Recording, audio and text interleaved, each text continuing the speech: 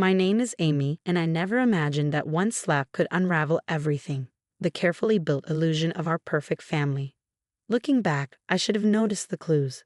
The late-night texts, the hushed conversations, the way James would hide his phone whenever I walked into the room. But when you're juggling two kids and trying to manage a home, the obvious things slip by unnoticed.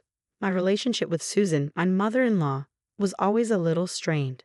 Not openly hostile, but certainly far from warm. She'd always been polite at family events, remembered the kids' birthdays, and occasionally offered to help babysit. But there was an unspoken tension, a quiet waiting for me to slip up. "She's just protective of James," my sister would say when I voiced my frustrations. You know how some mothers are with their only sons. But what Susan called protective often felt like surveillance. She'd drop by uninvited, usually when James was at work, saying she was just in the neighborhood. She'd wander through our house, running her finger along surfaces, scrutinizing the state of things, even peeking into the fridge. Her comments were always loaded with passive aggression. "Oh, more takeout containers." She'd click her tongue. When James was growing up, I always made sure he had home-cooked meals.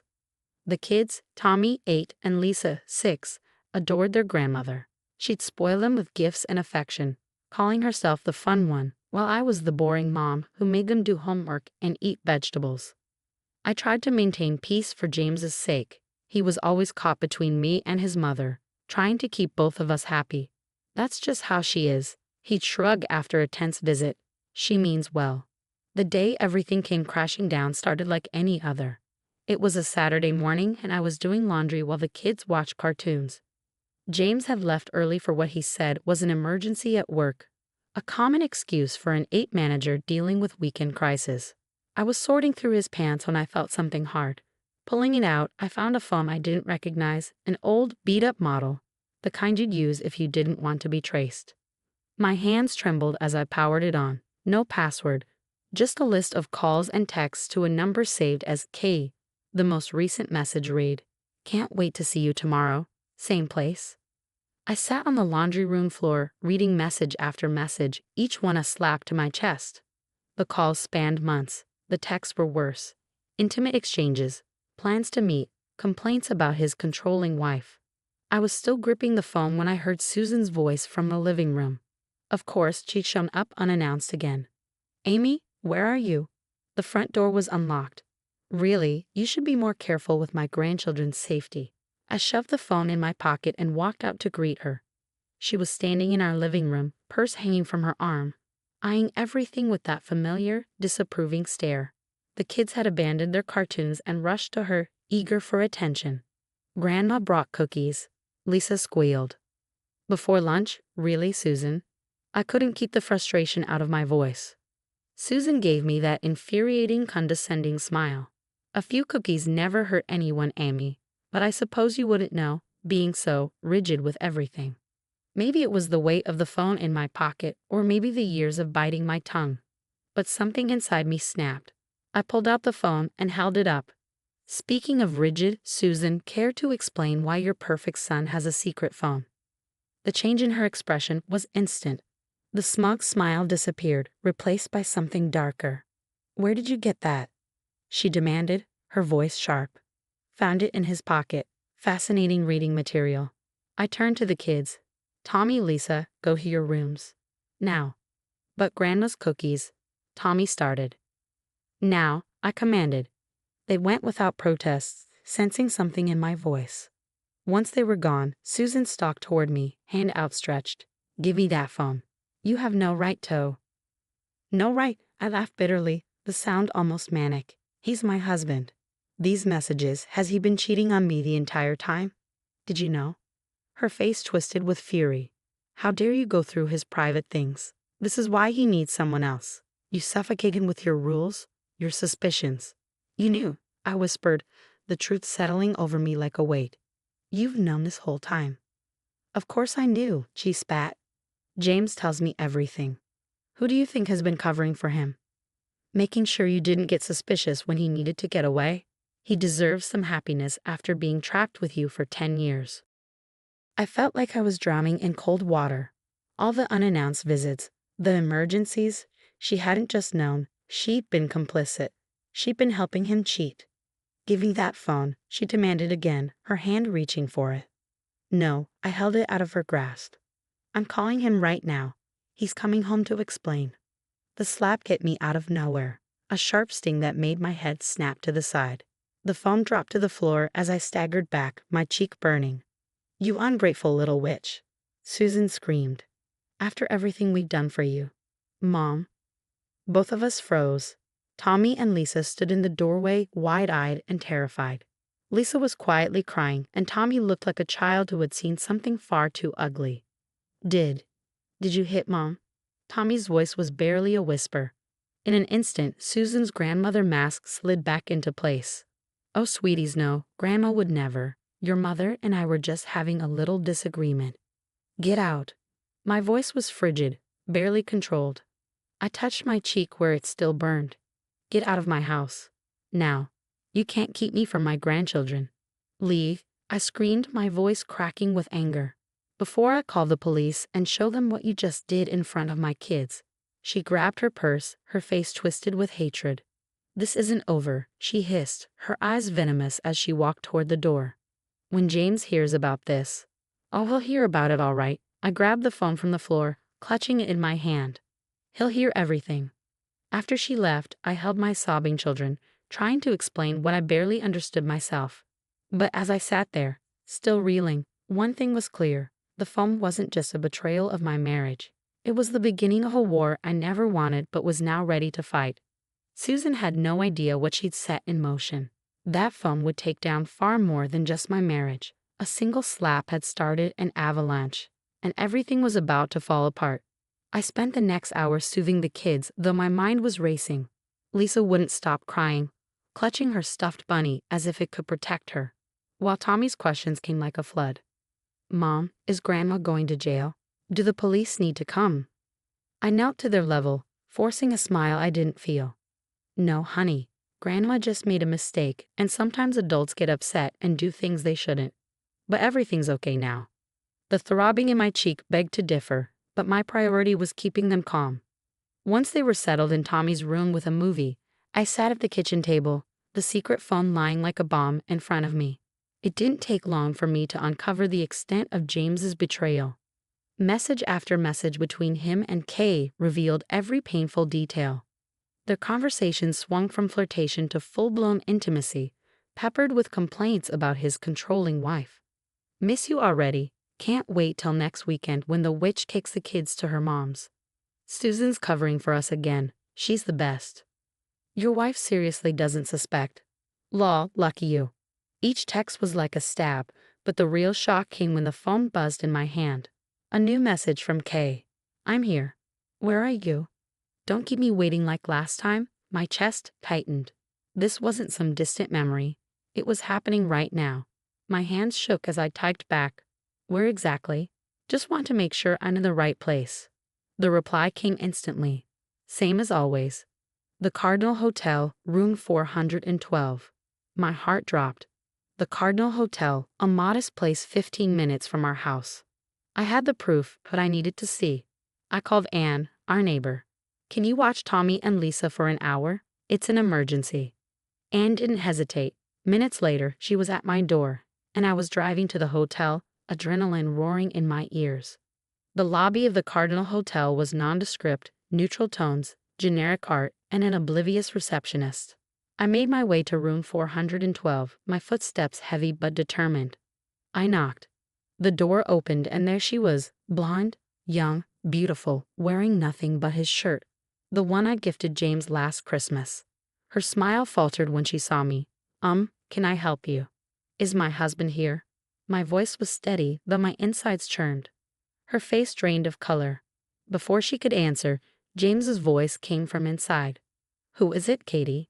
So Kay had a name. I pushed past her into the room, and there he was, my husband, scrambling to pull on his pants. His eyes widened as he saw me, panic written across his face. "Amy?" His voice cracked. How did you?" I hurled the phone at him, hitting him square in the chest before it clattered to the floor. "Your mother slapped me in front of our kids today," I said coldly. Did you know? Did you know she's been covering for you? Helping you cheat?"